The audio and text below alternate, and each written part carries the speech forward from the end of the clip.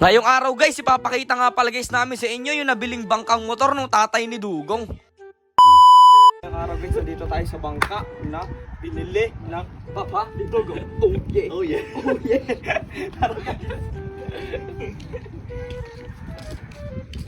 Ito guys, ang pangalan ay Seahorse. Sa Tagalog, dagat na kabayo. Natin. Pakilapit, check natin guys kung ano, kung carbon. Eh, carbon guys! Matibay! Matibay! May libre! May freebies guys, no? Sagwan. Sagwan. Tingnan natin kung mababa na yun. Tapos, may pangawil na din, naka-ready na. Kita-kita nyo. Dami. Check natin. Tapos ito. At ay Freebies na daw ito. Kawit. Magkawit sa isda. gamit ay isda. Tingnan natin ang ano, makina. Lang. Check natin. Kailangan dyan si Kapitan, yung kawit. Honda bay! Ano guys? Huwag mo higitin! Ito guys ang makina niya. Tatay mo yan mamaya. Honda. Kasi laki ng aming May preview guys. bangka. Ito, ay pang-ikot ng kulangot. Ano mo ang gamit nito guys? Ito, pag malulunod ka na. Ako ganyan sabi mo. Although guys, maganda naman yung ano niya, yung aspect. Goods naman, bago pa. Pinapakita mo pa rin loob. Kita niyo guys yung loob, ayan. Bagong-bago at matibay na matibay. Kahit banggain tayo ng rumpi.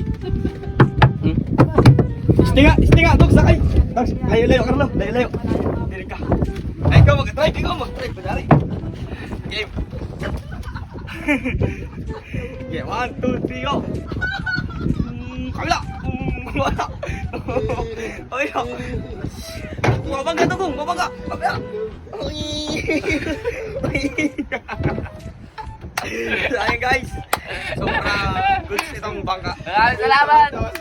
Abang tinitingnan nga guys namin yung nabiling bangka ng tatay ni Dugong ay nandito yung mama niya, tuwan-tuwa siya dahil nabili na ni Dugong yung pangarap na bangka ng tatay niya. Kaya guys, kung makikita nyo dito sa mukha ni Dugong, talagang sobrang happy siya ngayong araw. Pagkatapos nga guys namin bisitahin yung nabiling bangka ng tatay ni Dugong ay agad na rin kami dumiretso dito sa may bundok namin para kumuha ng kawayan. Tapos nakita na naman guys namin itong parang mga malalaking lansones at parang mga buko ng munyog. Di ko lang guys alam kung anong tawag niya sa lugar nyo, paki-comment nga dyan sa baba. Tapos meron din nga pala guys dito mga lansones, hintayin lang natin mahinog yan at pupudripin din namin ni Dugong yan. Nagluluto rin nga pala guys yung lola ko ngayon dito sa bundok namin, itong tinatawag niyang tinudtod guys. Yan ay saging guys na dinurog-durog. Kaya guys humingi kami ng konti, ibabao namin ni Dugong para sa pagkuha namin itong mga kawayan. Kaya nga pala guys tayo kukuha ng kawayan, balak nga pala guys namin ayusin na yung treehouse natin at palakihin natin. Balak rin guys namin gumawa ng iba pang treehouse para maging dalawa na yung treehouse namin para guys pag dumating yung summer at malaki na yung tubig dito ay makaligo kami ng mas masarap. Tapos habang manguha nga guys kami dito ng kawayan, nakita ko itong dahon na to. Ang tawag nga pala guys dito sa lugar namin ay lipa. Sobrang kating yan. Sa lugar nyo ba guys, anong tawag sa ganyan? At dahil nga guys medyo marami yung kawayan na kukunin natin ay nandito na naman guys sa mga tropa natin. Ayan, nagpatulong na naman tayo sa kanila para kumuha nito mga gagamitin natin para i-renovate guys yung treehouse natin. Medyo mauna na rin kasi guys yung treehouse natin kasi medyo matagal na, kaya panahon na siguro para ayusin na ulit natin. Kung mapapansin nyo guys, talaga namang napakaraming kawayan dito. Kaso nga lang guys, kamot kami ng kamot ni Dugong. Napakaraming makakating dahon dito, pati yung mga gilik nitong kawayan. Dati nga pala guys, ay naging sideline din namin ni Dugong itong kawayan. Kumukuha kami ng mga ganito, tapos binebenta namin sa mga mangingisda sa amin at ginagawa nilang katig ng bangka. Kaya ayun guys, abangan nyo nga pala guys yung pag-aayos natin ng treehouse at bukod doon, gagawa pa rin tayo ng isang panibagong treehouse natin. Alak na rin nga pala guys namin mag-overnight ulit doon sa treehouse natin. Naghihintay lang kami ng magandang panahon guys kasi tuwing gabi ay umuulan dito sa lugar namin. Makalipas nga lang guys ng ilang oras namin pagkuha, eto na rin yung mga nakuha namin kawayan. Grabe guys, medyo marami rin yan at medyo nahirapan din kami. Kaya ayun guys, hanggang dito na lang muna. Uuwi muna kami. Kita-kits na lang ulit bukas. Salamat sa panonood guys. Ha.